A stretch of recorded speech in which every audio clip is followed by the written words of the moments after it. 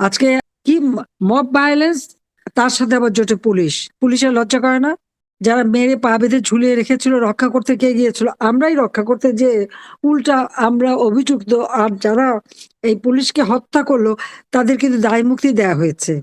এবং কে দিয়েছে? ওই ডক্টর মোহাম্মদ ইউনূস ক্ষমতা দখল করে দিয়েছে। তার কারণটা কি?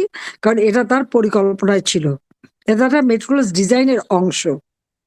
আমাদের নামে মিথ্যা নানা ধরনের মানে ভিডিও বানিয়ে, এটা বানিয়ে ওটা বানিয়ে তারা অপপ্রচার চালাচ্ছে। কিন্তু বাংলাদেশের মানুষের উপর আবার আস্তে আস্তে বিশ্বাস আছে যে এই সমস্ত অপপ্রচার তারা কান দেবেন না।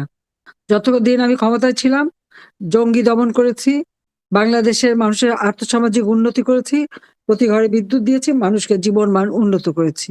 প্রত্যেকটা শিক্ষা প্রতিষ্ঠানে লেখাপড়ার পরিবেশ ছিল। আজকে আমাদের কয়েক লক্ষ ছাত্রছাত্রী পড়াশোনা করতে পারছে না, চাকরি করতে পারছে না, চাকরির দরজা বন্ধ।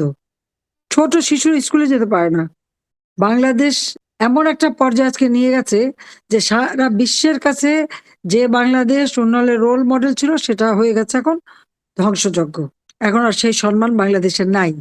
প্রায় 25-26টা দেশে আমাদের ভিসা বন্ধ। একদিকে যেমন পুলিশ হত্যা করে পুলিশের একেবারে মোরালিটি ভেঙে দিয়েছে, সিভিল প্রশাসনের একই অবস্থা। শত শত তাদেরকে চাকরিচ্যুত করা এবং গ্রেপ্তার করা, সেই প্রিন্সিপাল সেক্রেটারি, ক্যাবিনেট সেক্রেটারি থেকে শুরু সকলের বিরুদ্ধে মামলা।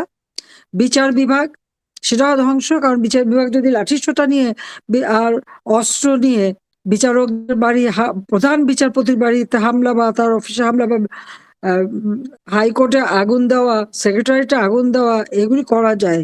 আর বিচারকদের যদি সেই অস্ত্র লাঠিসোঁটা দেখিয়ে ছাত্র নামধারী কিছু সন্ত্রাসী যে তাদেরকে পদত্যাগে বাধ্য করায়, সে তারপর যাদের বসায়, এদেশে আইনের শাসন থাকবে কি করে?